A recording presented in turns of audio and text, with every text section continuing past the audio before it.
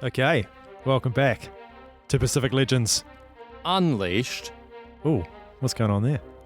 I wanted to play around with the emphasis a little bit. Why is that?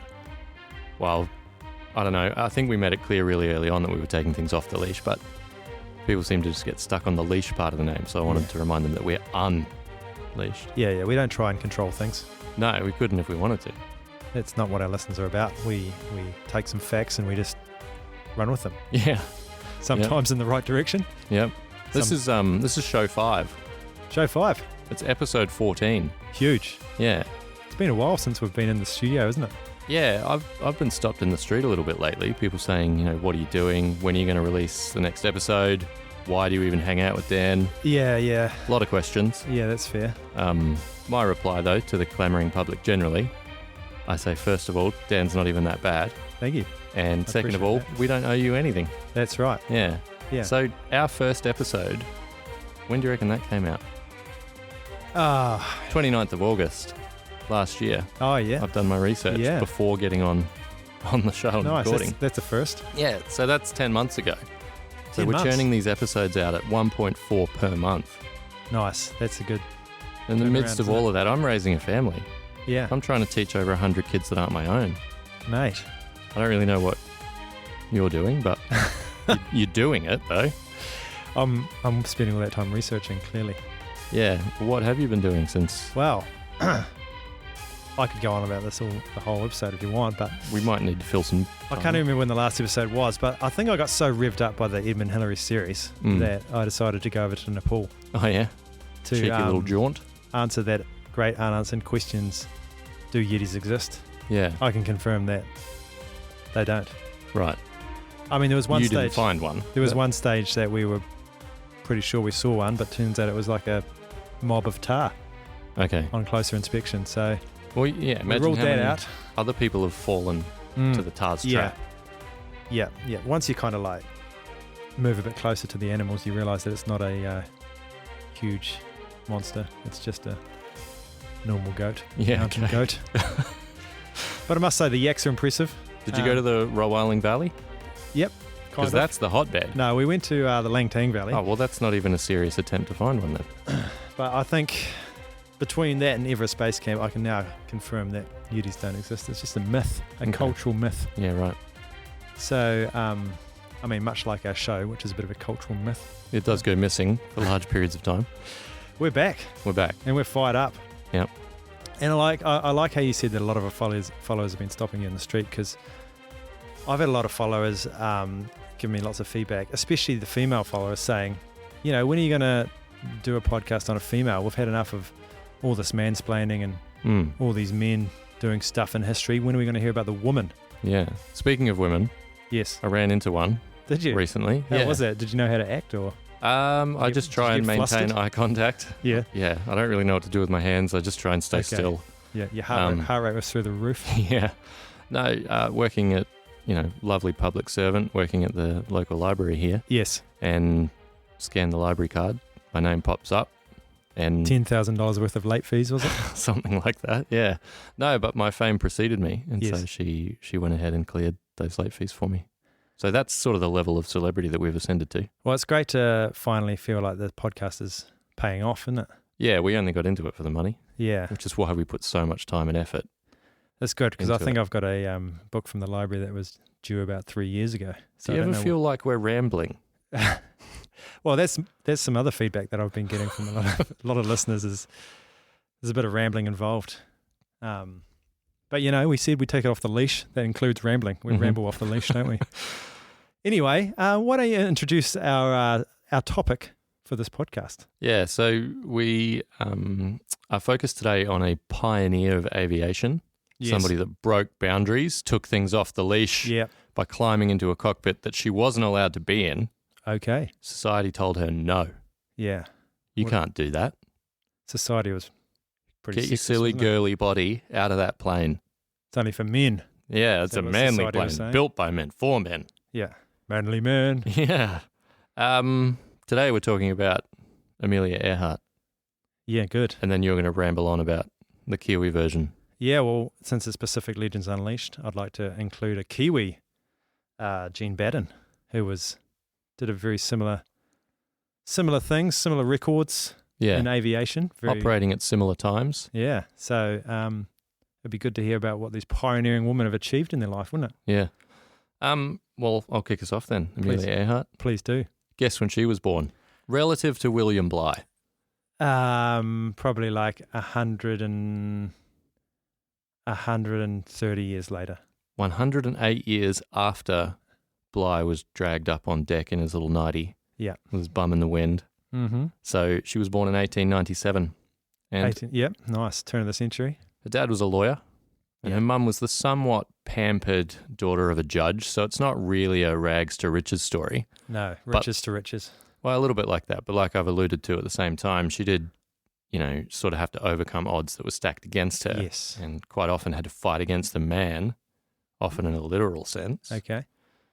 As a toddler, Amelia was described by her mother as highly independent and precocious.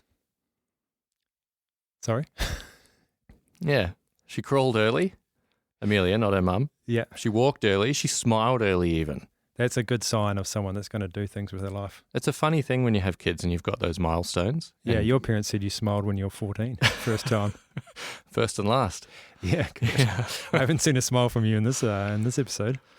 So right from the start, she's basically way better at other babies than they were.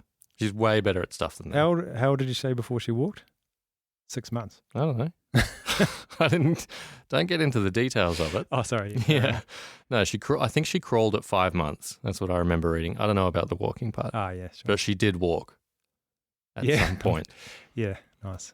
When she was 3, Amelia's parents shipped her off to live in Atchison, which is about 50 miles away from her parents, who were living in Kansas City. And her mother, Amy, was super busy at this point because she'd had a newer, shinier daughter. And according to Amelia Lost, a book written by Candace Fleming, sending Amelia to Atchison seemed the perfect way to lighten Amy's workload. So it sounds a little bit callous. 3-year-old daughter. When you say send her... Yeah, send her. What are you sending her to? Just send her. Send her to what? Well, she went to live with family at least. It wasn't just chuck her in the mail or drop her off on a doorstep. Yeah. She was cared for by her grandmother. And Amelia later discussed her parents' decision to get rid of their tiny little toddler who depended on them for everything by saying, I was lent to her for company during the winter months. Mm. Yeah, and Amelia needs to be a bit more independent, doesn't she? Well, I mean, I did start with a banger of a quote that she was highly independent and precocious from the get-go. So she was lent. She was lent out to her grandmother. That's nice. Strange way to deal with toddlers. But Grandma Otis was a kind and caring woman, so it wasn't all bad. She filled their days with picnics and baking and gave Amelia the best room in the house. And as I said earlier, she was independent. She was precocious. Amelia had a natural tendency just to do whatever she wanted to do without really caring about whether she or any other girl should bother doing it. Mm. As an example of some of that horrid behaviour that she exhibited, when she was 6, she once jumped over a fence. Can you believe it? Oh. A 6-year-old girl jumping over a fence. How dare she? Grandmother Otis was pretty fired up about that. She hooked into little Amelia, made sure that she understood that ladies don't climb fences. Mm-hmm. Grandmother Otis was very interested in that ladylike deportment, and it's something that Amelia kind of rebelled against from a really early age. Mm-hmm. And every summer, Amelia got to go back to her family in Kansas City, leave that ladylike deportment behind, and her dad in particular didn't really care whether the girls, so that's Amelia and her sister, were doing girly things or not. He just wanted them doing things. So they were out and they were fishing and he bought them baseball gear and took them out to watch the eclipse. So I take it there was just the 2 girls, eh? Yeah, Grace and Amelia. Yeah. So in the summer of 1905, when Amelia was 8, the Earhart family travelled to the St. Louis World Fair. And there was a Ferris wheel and exotic animals and they had ice cream. It was a lovely day out. Nice. But it was the roller coaster that really caught Amelia's eye. Uh-huh. But predictably, her mother said it was too dangerous for little girls. Oh, come on, Mum. You're an absolute wet blanket. Get over it. Amelia studied it while she was led away. And the following autumn, when she was sent back to live with Granny in Atchison, this time with her little sister, It was called Grace, but everybody calls Muriel. So what's Mum up to now? She's shipped the kids off. Amy? Yeah, I don't know, footloose, fancy free. Yeah, something like that. Yeah. They decided to build their own roller coaster. Nice. Yeah, won't let me go on at the World's Fair. I'll just build my own. So she took the wheels off a pram, attached those to a little wooden crate, and built a track out of some wood that was lying around. Her uncle helped her with this, allegedly. It's now called Six Flags, is it? Yeah. With all the neighborhood kids watching, she pushes her roller coaster right to the top of the track, pushes off, goes hurtling down the steep incline, straight into the ground. She bruises her lip, tears her dress, but when she stood up, her first words were, "We need more track." Yeah, I could have told her that too. Yeah, so they make a few additions, and sure enough, the roller coaster works, and the neighborhood boys described it as thrilling and amazing. But Granny Otis was less enthused. She dismantled the whole thing as soon as she figured out what they were up to. But that was a really pivotal moment in little Amelia's life. As she described the sensation of riding in her rickety wooden cart, she said, "Oh, it's just like flying." And she loved the feeling of flying. Yeah, that's where it all began, on the old roller coaster, eh? That's it. The homemade roller coaster. Yeah, so a few years later, the family moved to Iowa, and that was goodbye to Grandma Otis and all the friends the girls had made during those early childhood years. Do you think we should just say to any young kids listening to this podcast, please don't go home and build a roller coaster? I think that's probably good advice. Yeah. But other good advice is probably not to listen to us. Okay, yeah. Go have fun outside. Take it or leave it. Yeah. Stop listening to this. They moved 4 times in 4 years after that move to Iowa, and each time it was to a better house, better neighborhood, as their dad's salary with his railway company increased. Huge. And with those promotions, the family had enough money. They were buying fancy dresses, fur coats. Yeah. They had a maid. Yeah. And they bought some fancy musical instruments as well. And at school, Amelia loved maths and science, those subjects that she wasn't supposed to love. And she was also exposed to politics when one of her female teachers ran for the position of school superintendent. And this is at a time, obviously, women aren't allowed to vote. Yeah. There's very few women in public office. And Amelia loved the idea. She was energized by it. She spent heaps of her spare time making little posters and promotional materials to stick up around the place. Mm-hmm. One of her posters read, "Down with the man, up with the lady." Yeah. So you can see she's got that, sense of independent, don't tell me what to do based on my gender. Nice. She had that streak very early on, and it's carrying now through into her school days as well. So Amelia's sister Muriel, who was also called Grace, we're just going to go with Muriel. Okay. Described this time saying, "Life in Des Moines was magical for a while." Des Moines. Yeah. What a place. Des Moines, Iowa. Yeah. So the girls' happy, bright childhood started to fade a little bit as their father became sick.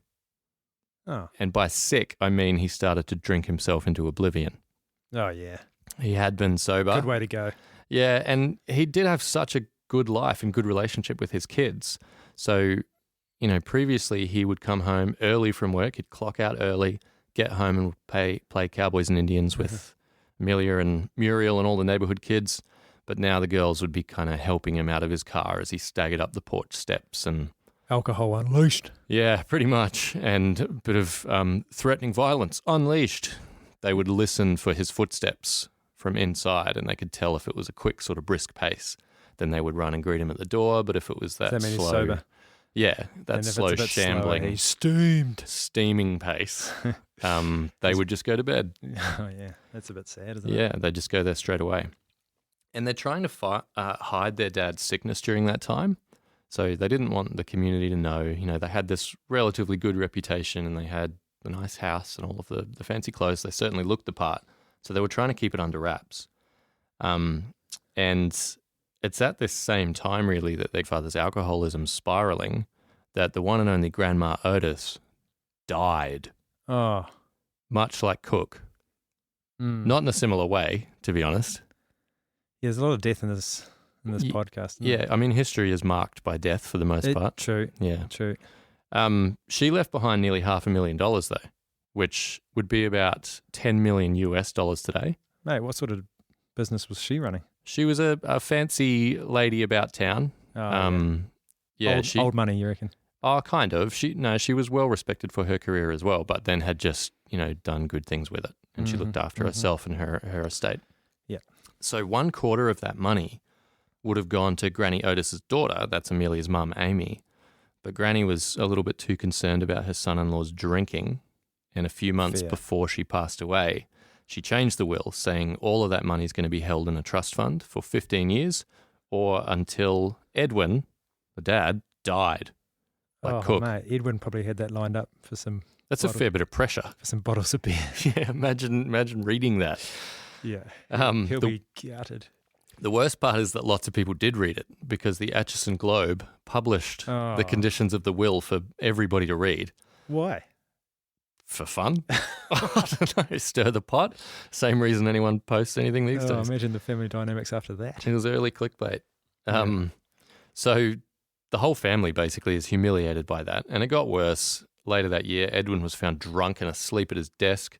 So his superior fires him on the spot. Oh. And it took over a year for him to find another job. And in that time, they spent all of their savings. So gone are the party dresses, gone are the furs, maids out the door. And as the Earhart family train pulled away from Des Moines, Iowa, Amelia recalled hearing her sister praying, "Forgive us our trespasses, as we forgive those who trespass against us, except I'll never, never forgive saloon keepers, all of them, everywhere."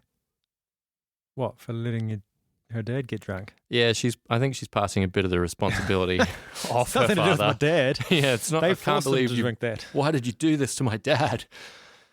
Anyway, I guess that's how some people cope. Yeah, you got to blame someone. Yeah, there's no way you blame your own dad. No. So living in Michigan, at the age of 16, Amelia became the family's accountant, which is a pretty heavy burden to take on. Well, especially if there's not much money coming in. And I don't know why her mother wasn't taking on that responsibility. I understand that her dad was drunk under the table, but I don't know what Amy was doing. Amy was just having a laugh, wasn't she? Yeah, but so all that responsibility took a toll on Amelia's grades too. She slipped from an average of 91 down to 75. But dramatic. What was she getting in accounting? Well, 100? I don't think she was doing that at school. Again, probably man's work. Extracurricular. Oh, yeah, true. Yeah.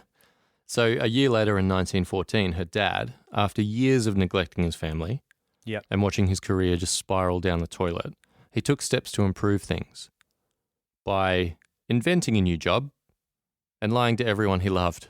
So sweet. He told them that he'd been offered a new job in Springfield, Missouri. So family packs up. Well, that's ironic because all I can picture in my head is Homer Simpson. Yeah, it's a little that way. They pack up again, make the big move, and when they get there, there's no job.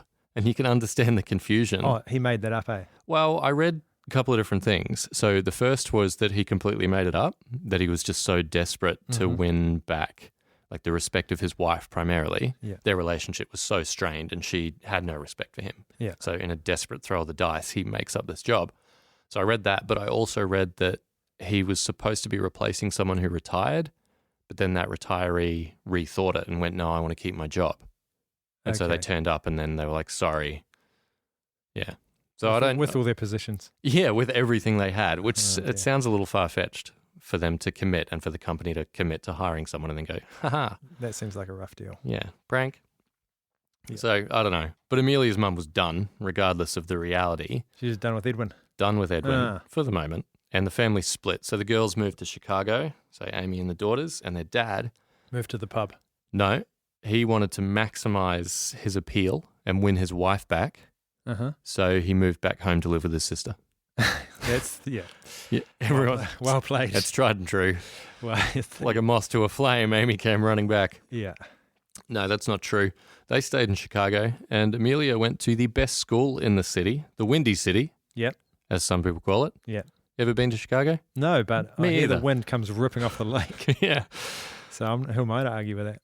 Yeah, well, in the Windy City, where the wind comes ripping off the lake. Oh, yeah, Lake Michigan. Lake Michigan, that's right, like that Kanye West song. Fireworks in Lake Michigan. That's the one. So Chicago, Illinois. Stop. Okay. She was remembered by her classmates here, though, as odd, different, and a loner. Ah. So she'd always been pretty outgoing, but I think she went a little bit into her shell when she was in Chicago. And the school yearbook labeled her as the girl in brown who walks alone. That's nice. Who was the editor of that? Well, it's a little bit poetic, maybe, but it's also about the most nondescript way you could remember somebody over the course of a year. Proud of yourself, wouldn't it? Well, yeah. I'm assuming she wore brown. Yeah. Maybe that's a metaphor. Okay. So at 19, her parents get back together. Living with the sister worked. Yes. But Amelia had learned, obviously, she couldn't rely on her dad. What? I know. Just because he loves getting steamed. It was the saloon keepers that were to blame. Yeah. She could rely on dad for sure. But she was pretty desperate to escape that repetitive cycle, I think, of moving and trying again that had defined their entire childhood. Yeah. And as biographer Candace Fleming writes, Amelia longed to fly away. Oh. But to where? Hey? Where would you go if you could fly away to anywhere? Probably if I was in Chicago, I'd like to go somewhere warm, like a place where the beer flows like wine. Disneyland. Los Angeles. Okay. Well, Amelia went to Pennsylvania. Oh, close. Where she attended a college prep school that included subjects that she'd liked at school, including chemistry, astronomy, and logic. Nerd alert. Yeah, and the school's administrators weren't that keen on that either. The school's program believed that marriage was the ideal vocation for women. So was that a subject? No. Okay. They were happy to take Amelia's money and the money of women to study whatever they wanted, but really... That's a bit of a scam. We know where you're ending up. Well, you're not going to finish your degree. Probably You'll not. get married and have a couple of sprogs. Yeah. So... based on that, Amelia began to believe that she might have to forge her own career path. She began collecting newspaper clippings and photos of women who had careers and success in the world, and most of that success was in domains traditionally dominated by men. So she gave her scrapbook a title that kind of brought to life all of her dreams and ambitions, and it captured the spirit of adventure that she'd felt when she was sitting on top of that homemade roller coaster back at Granny's place. Yeah. She called it Activities of Women. Nice. I like what she's done there. Yeah, which, I mean, it's an accurate label. Based on, these dreams and just sort of an adventurous lifestyle, she traveled to Toronto in 1917 to visit her sister. And 1917, she was shocked by the number of wounded men that she saw, battered and broken, returning from the war and just needing care. Yeah, I was going to ask, this is wartime, so... Yeah, she was really struck by the contrast between, the desperate help that they needed. And I think she was probably underplaying the difficulties in her own life. She said, the most pressing issue for me was what colour sweater to wear.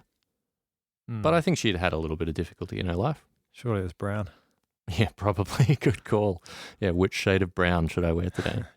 But, I mean, the most significant obstacle that she had to overcome throughout her life, and she's still trying to overcome it, and forever was the gender gap and the discrimination against her as a woman. Yeah. So at the age of 20 and until the end of the war, actually, Amelia worked as a volunteer nurse's aide. So she was just making beds and emptying bedpans, stuff like that.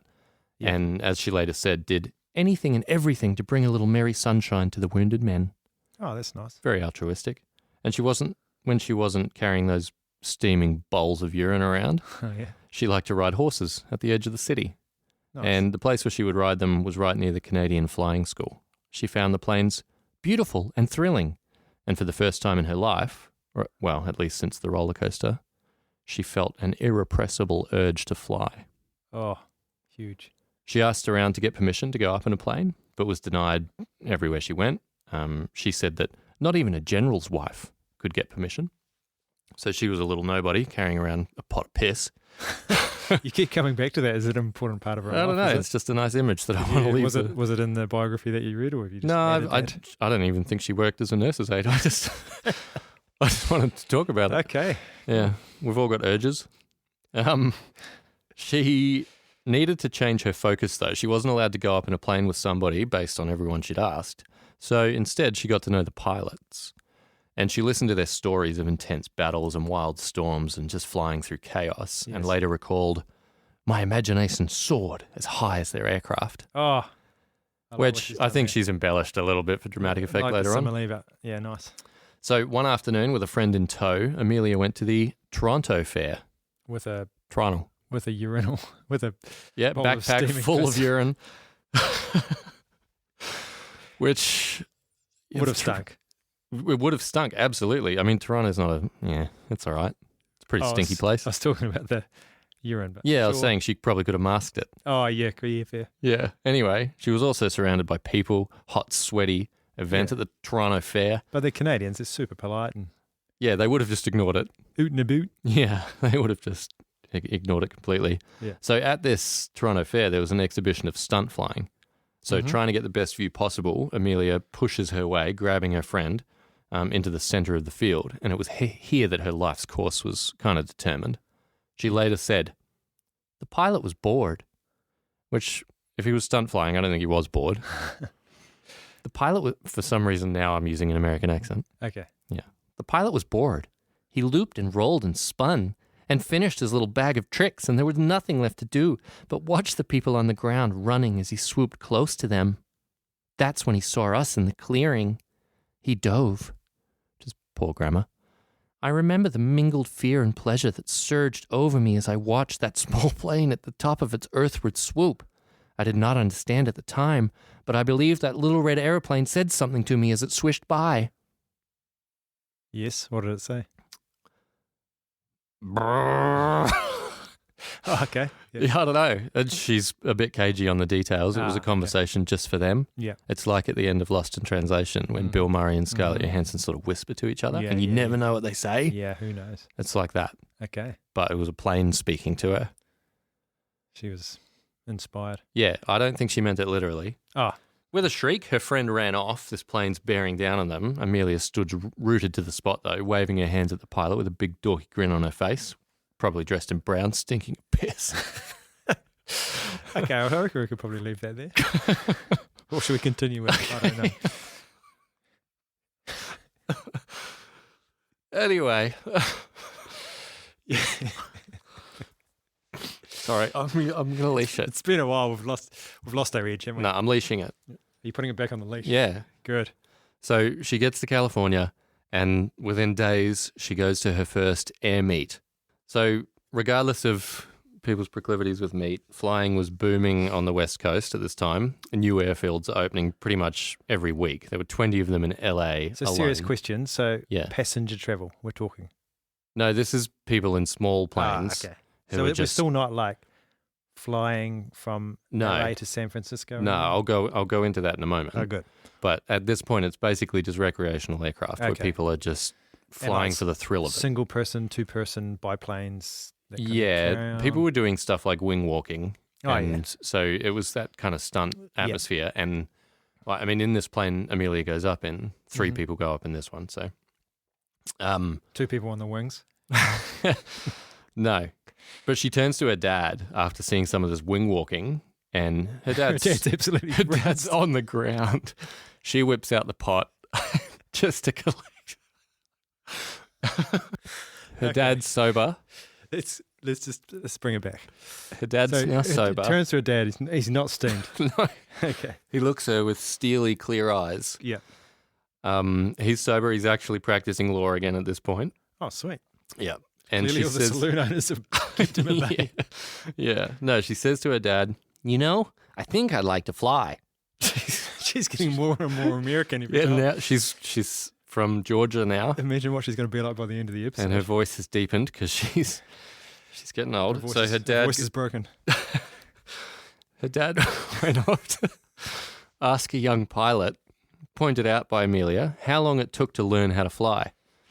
How long do you reckon? This pilot gives an answer. How long do you think, in terms of hours required, it would take the average person to learn how to fly at this time? I'm guessing someone back then would probably play it down and say something like 3 hours. Yeah, 5 to 10 was the average. So these planes are rickety at the best of times. Yeah. 5 to 10 hours. And at this time as well, like you're cheating death every single time you go up. I've taken this section from the book, The Life and Disappearance of Amelia Earhart, just to illustrate the level of danger that they were dealing with. It wasn't safe to fly an airplane in 1920. Things always went wrong. Never forget that the engine may stop in mid-air, read one pilot's manual. At all times, keep this in mind. In May of that year, the US Post Office hired the first 40 pilots ever to deliver airmail. By year's end, 15 of those pilots had died in crashes caused by faulty motors. Can I just ask, would they just fly over the town and throw the letters out? No, they're delivering them to post offices, I believe. Oh, okay. Sorry, this is a serious podcast. Sorry. I can just imagine just like the propaganda from Yeah. planes. Just Yeah. hoping that they land in the right spot. Yeah. In those days, the motor was not what it is today, wrote one pilot. It would drop out without warning, and one would simply throw in one's hand. There was no hope of salvation. But the danger was part of flying's magic in those days. The narrow escapes and near misses made the sport daring and exciting. The danger, admitted Amelia, made it all the more thrilling. Well, her accent just changed halfway through that quote. She's a chameleon. Okay. The next day, Amelia returned to the same airfield and approached a young pilot by the name of Frank Hawkes, which is a cool name. Yes, it sounds like a pilot's name. And he would go on he got a bit of fame, notoriety in the pilot scene. Yeah. He told her, it's a pretty good day to go up, and it's only going to be $10 for a 10-minute flight. But Frank also told her that another male pilot would have to go up with them. Why?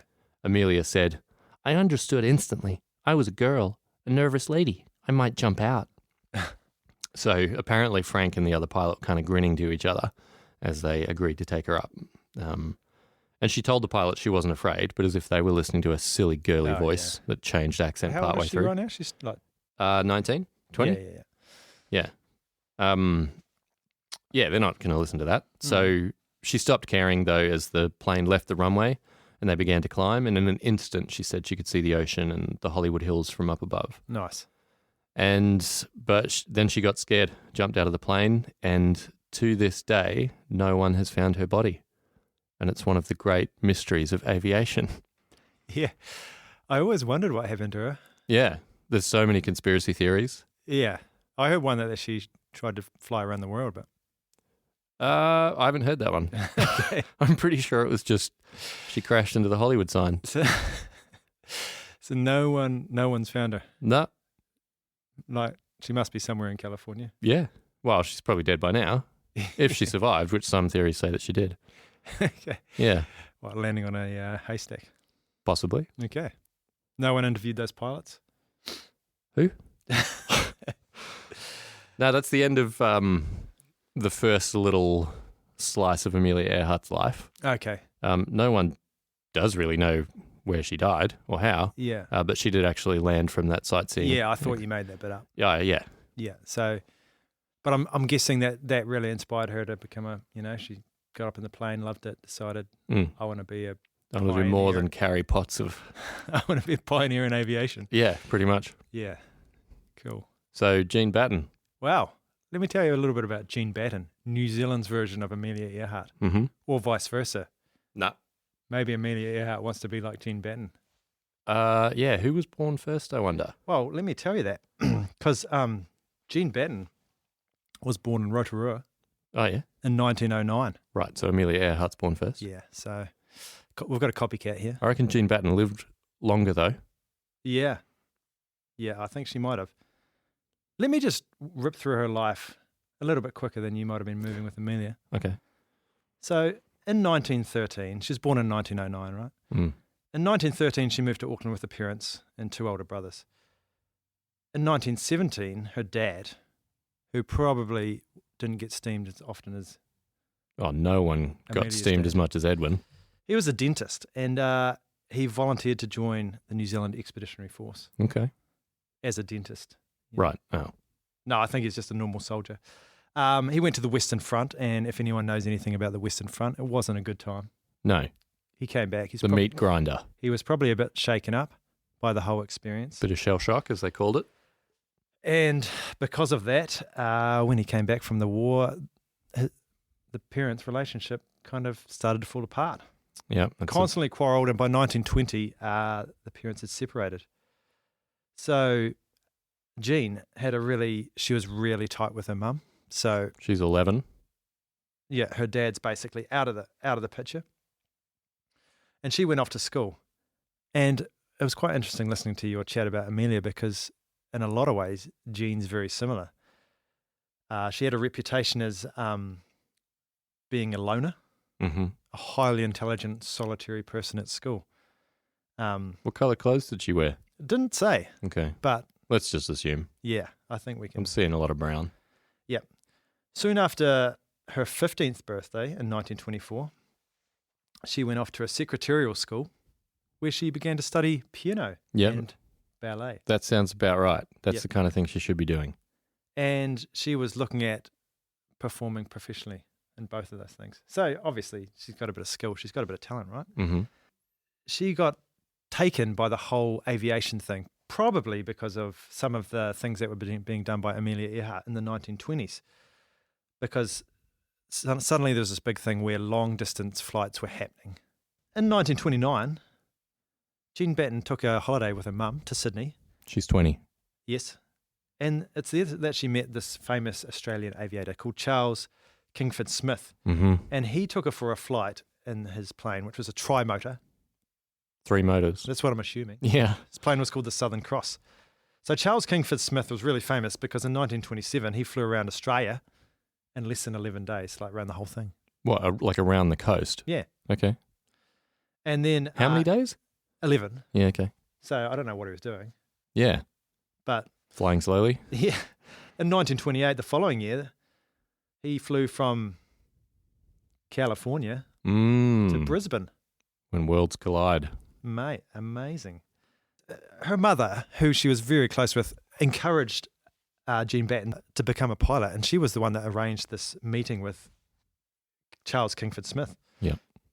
Kingford Smith did this amazing flight from California to Brisbane, and then in 1933 he did a solo flight from England to Australia in 7 days and 5 hours. Yeah, crank the throttle up a little bit for that one. And then 1934 he went from Brisbane to San Francisco. So like he was doing this amazing stuff. He was like breaking records. He was a pioneer. Who's paying for these things? Well, I think a lot of them, they get rich sponsors, barons, and we're going to talk about this with Jean Batten, like these oil barons and things like that sponsor them because they've got tons of money, right? And they want to...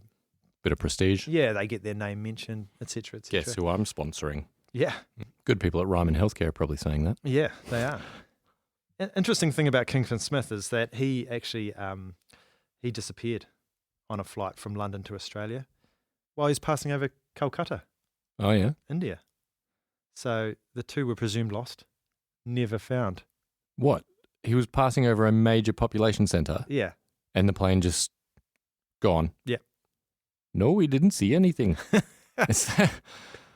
Yeah, well, the thing that I kind of get from all this is that these guys were flying around, and when they crashed and disappeared and died, wasn't that big a deal. Right. I mean, it was a big deal. Yeah. But it wasn't a surprise. Yeah. I mean, you're right too, because at the same time it was this height of early aviation where everybody was going out and there were a lot of crashes. And I get the feeling when you crash over, let's say, India. Hypothetically. The news probably doesn't get out for a while. Why? Because you just assume they're going to land in Brisbane or Australia in a couple of days, and when they don't, then you say, I feel like these guys have disappeared somewhere. Yeah. They could be anywhere from here to Britain. Calcutta. Why don't we start a search in Calcutta? So, yeah, that's how basically Kingford Smith dies. And that's a bit of a prelude to what's going to happen with Amelia Earhart. Spoiler alert. Yeah, when she jumped out of the plane in California. Potentially. Yeah. So after Batten's kind of like taste of aviation when she went and hung out with Charles Kingford Smith, a year later she sailed to England with her mother, and she began to learn to fly at the London Aeroplane Club, because this was like the hub of aviation at the time. And by December she had gained her A license, and she had her eye on breaking a woman's record from a flight from England to Australia. To fund her commercial pilot's license, she needed commercial sponsorship. So she borrowed money from a young New Zealand pilot, Fred Truman. And do you want to know why that Fred Truman was so keen to sponsor her? He believed in her innate abilities and wanted to champion. Actually, he wanted to marry her. He was pretty keen. You know, he felt the love. So Fred. he thought, you know, I'll pay for you. Was that his name, Fred? That's nice. But after Jean completed her license in December 1932, she had nothing more to do with him. Okay. So they'll take the money and then root and boot. See you later. So good on her. Almost immediately after getting her license, she began to plan her solo flight from England to Australia. She was trying to break the 19.5-day women's record that was set earlier that year by an English pilot called Amy Johnson. 19.5 days. It's not that quick, is it? No, you're getting close to 3 weeks. I'm just like... Yeah. There must be lots... how do you do the logistics of that? Like, where do you refuel? Yeah. Where do you eat your food? Yeah. There's a lot to consider. Lots of planning. Where do you go to the toilet? Just in your little pan. It all comes back. That's why Amelia Earhart's the best. Yeah. So in April 1933, Batten set off from England in an attempt to beat this world record. It turned out to be a pretty crazy, frightening experience, and she was caught in a sandstorm over Iraq. She lost control, went into a spin, and managed to land in the desert. She spent the night sleeping under the wing.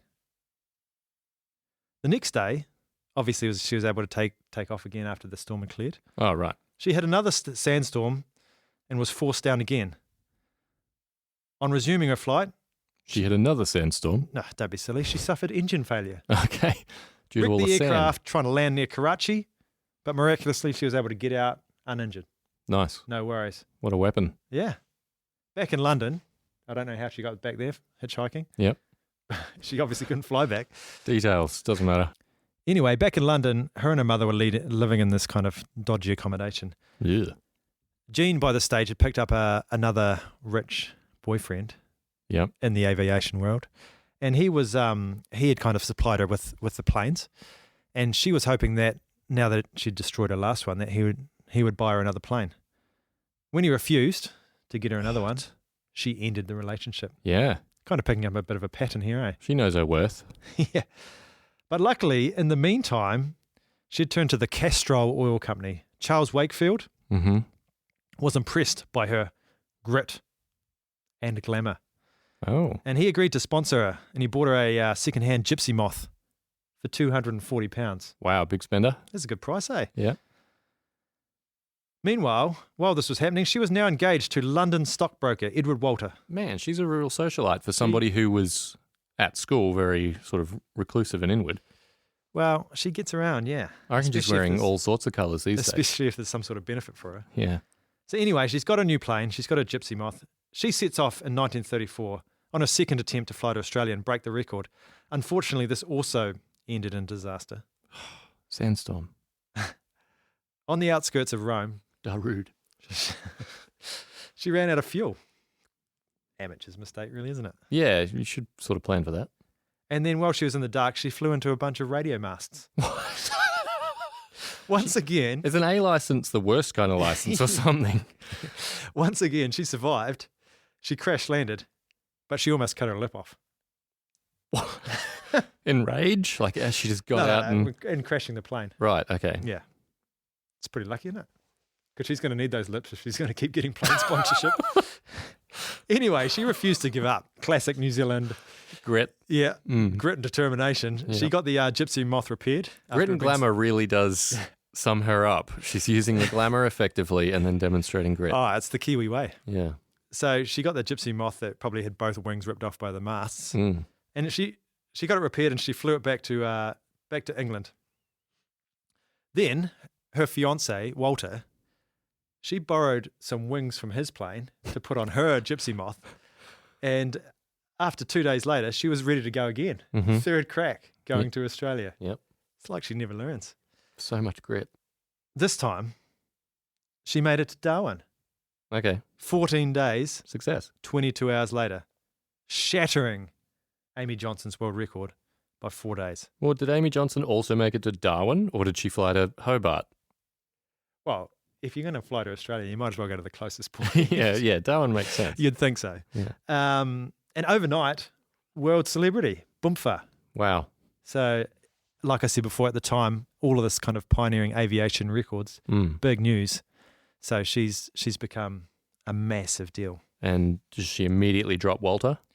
Well, let's talk about that. Now that she's a overnight celebrity, she did a lot of public speaking, and in every speech she made, she highly praised the support and encouragement of her mother, Ellen. Once she landed, she sent this cable to her mum: "Darling, we've done it. The aeroplane, you, and me." Wow. So obviously she had this kind of really funky relationship going on with her mum. They were super tight, even though she's got all these kind of male she's less tight with Walter / benefactors. Like they're nothing compared to her plane and her mum. Yep. The trifecta. Yep. So the tri-motor of her accomplishments. Another interesting thing is that towards the end of 1934, Jean fell in love with an Australian airline pilot. What happened to Walter? They're still engaged. Oh. So okay. This airline pilot was named Beverly Shepherd, and when he proposed, she broke off her relationship with Walter. Yeah. Beverly Shepherd was his name. Right. But obviously Walter's pretty fired up. Yeah. He's so angry that he sends her a bill. Did he ever get his wings back? For those wings. He said, well, if you're gonna call off this engagement, you better pay me back for those wings Give you me stole. my wings. Oh, that's a conflict as old as time. Amount of couples. So now she's moved on to Beverly, the Australian pilot. Yeah, mate. No, fair dinks. Yep. Fair suck of the sav, mate. Yeah, buddy. She's still a celebrity, right? Yeah. She's a big deal. Mm-hmm. Newspapers dubbed her the flower of the sky. Okay. That's nice, isn't it? Yeah, it's a bit of glamour and grit. Jean just kept on crushing out these amazing plane trips. She made this 19,000-mile trip from West Africa to Brazil, and all she was using was a watch and a compass. And a plane. Well, obviously. Yeah. But in terms of navigation. And money from other people. Yeah, big time. Mm. But she was the first woman to fly herself across the South Atlantic. She was just cracking on, breaking records, being a champ. Yep. No big deal. And her and Beverly got married? No. Oh. She liked to be engaged. Okay, that was the end goal, was the engagement. So anyway, she's still engaged to Beverly, but she moves back to England with her mum. And they rent a cottage, and they basically disappear from public view for a while. Right. She thought, all this being a celebrity is too much for me. I'm a celebrity, get me out of here. Time for me to just chill out with my mum. Yeah. Beverly can just fly his plane in Australia. Beverly, I've met someone. It's my mum. So, they went into hiding, and not even in their family in New Zealand knew where they were. And because of this real secret nature of her life, it kind of had the opposite effect, because the media were like, yeah, where's she gone? Yeah. She's gone from breaking records, being a big deal, to just disappearing. She had a brief appearance at Buckingham Palace to get her CBE. Mm-hmm. And then a couple of years later, in 1936, she emerged from seclusion, and she decided, I might as well just knock out one more big trip to keep everyone happy, Yeah. To keep my celebrity status going. Yeah. Dancing monkey, giving the people what they want. So you think flying from England to Australia was hard? Well, why don't you try England to New Zealand? Goodness me. Mate, you should, some of the air currents going across that Tasman Sea. Chuck a couple of thousand extra miles on there. So on the 16th of October, 1936, after 11 days and 45 minutes, she landed in Auckland. That's really fast. Well, she flew to Australia in 14 days. Yeah. She's gone further and taken 3 days off. I feel like that's probably less a reflection of her, though, and more a reflection on the advancements in aviation. Okay. Always trying to bring her down. Oh, you've been championing her so far, have you? Yeah, big time. Big time. She was greeted by a crowd of 6,000 people. Yeah. That's all right. Yeah, that's a crowd. That's a crowd. The population of Auckland was probably 7,000 at the time. Yeah. Obviously, she was physically and mentally exhausted by the journey, but people were stoked. Mm. I've even got some audio from when she lands. She's very nearly onto the ground, just over the tops of those motor cars, and very nearly touched them. A beautiful three-point landing she's going to make. Sailing beautifully in and right down in the centre. Down she's arrived. She's here. Here she is. There she is. Right down on the headroom, and she's taxiing.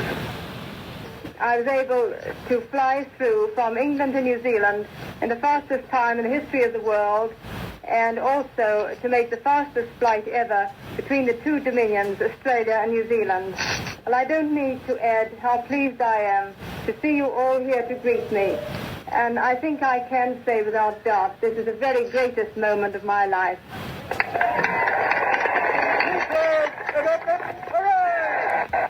After that achievement, she was once again in the limelight. She was doing a national tour of New Zealand, speaking at every small town she came to. Every town, really. Dunsandel, Temuka, all the big ones. Back to Rotorua. Reefton. Yeah, Rotorua, they would have got to go. Mm-hmm. In the middle of a demanding tour, like her lecture tour, she unfortunately has a nervous breakdown. Can happen. And she spent much of November resting at Franz Josef Glacier. No one had proposed to her for ages and she just freaked out. Yeah, it was all too much. I drove past Franz Josef just the other day. How was it? Did you see Jean Batten? It was dark. She spent a long time There's resting no there. point bringing it up. I guess the reason she enjoyed it so much, it was on the government's tab. Yeah, cool. They were paying for us, so she thought, why not? I'll just stay here for a while I recover from all the stress of being a celebrity. It's like us using all this education department equipment and yeah. So, in February 1937, she's spent a bit of time in Franz Josef. She's got back to nature. She's okay. Time to go back to Australia and see how Big Bev's going. Oh, yeah? Catch up with a fiancé that Remember me? that she's been hiding from. So she returned to Sydney to be reunited with Beverly, and because they were meant to get married later on that year. However, get this. The day she arrived, Beverly died. Beverly died in a plane crash. What? Did he die? On the day. I The should be day less she excited arrived, about that. That's tragic. he was killed in an air crash. Wow. The grief was profound. Turns out that he might have been the one. Well, yeah, could have been. Well, no one can prove it, but yeah. she was pretty upset, obviously. So once again, her and Alan, her mum, they went into hiding. They stayed at the Sydney beach for many, many months. So just to clarify, your accent, you're saying Ellen with an E? Yes. Okay. That's I her think mum. many people are going to be thinking that her mum is Ellen. called Alan. Yeah. No. Alan with an E. Yeah. So obviously, if you're going back to see your fiancé, who you're marrying later that year, and they die the day you arrive, that must be pretty traumatic, right? Mm-hmm. She's pretty upset. Yep. She's gone into hiding. She comes out a few months later and decides, time for me to just do one last big one. Again. Just got It's like John Farnham's farewell concert. one more. So she's going to go from Australia to England. Right. So she's done that, but now backwards. Yeah, but flying backwards is way harder. You got to have it in reverse the whole time. Yeah. Planes don't fly well backwards. And the sound, the beep, beep, drive you insane. Take a guess. Let's just say England to Australia took 14 days. England to New Zealand took 11 days. How long do you think it took Australia to England? Have a go. Let's go 5 days. 5 days, 18 hours. Correct. Well done. Very good. How did you know? She established a solo record, get this, for either gender, Wow. Yeah. male or female, Yeah. I mean, yeah, I'm not surprised. and becoming the first person to hold simultaneously England to Australia solo records in both directions. Yeah. Flying backwards. Yep. And forwards. Yeah, that's something. I wonder how many people were trying. Like, how big is that field? Oh, Are you first everyone of was having a go. 4, or are you first of, 100? That's a great question. Mm. And well, Amelia Earhart, no doubt, once we finish her story, she'll be known to have had a fair crack at the England to Australia route. Yeah. Probably not. Yeah, no, I don't think so. So Jean at this time is 28, right? Mm-hmm. And this is probably her finest hour. But unfortunately, at 28, time to retire. Goes into hiding. Well, I mean, it's a bit like playing in the NFL. You kind of start young and retire by the time you're 28. And that's like aviation. You start early, you finish early. Right. There's not many aviators that are still going in their 30s, is there? Well, neither of the two that we... So, Yeah. so sample size of 2, we're going to say it's just impossible. Any pilots out there can disagree with that. But. Yeah, don't write in. So once again, she's got the record. Time to go back into hiding. The publicity's too much for her. Yep. She completed a book in 1938 named My Life. Stunning. Yeah. Yep. And much like the title, the rest of her book was not well written. Right. It received a number of critical reviews. That's another good overlap with Amelia Earhart, though, in her title, Activities of Women. Yeah. Yeah, very descriptive. Batten often, like in her book, credited herself with a significant contribution to the development of empire air routes. Like she thought she was the pioneer in setting up like travel Right. But in fact, people have been travelling for a very long time. Yeah, in truth, she had arrived on the scene a bit late for that. Mm. Major airlines by the mid-1930s were already kind of doing these routes. I think the first humans were travelling quite extensively. She may have put a new spin on it. Well, air travel we're talking. Ah, not just travel. Yeah. Right.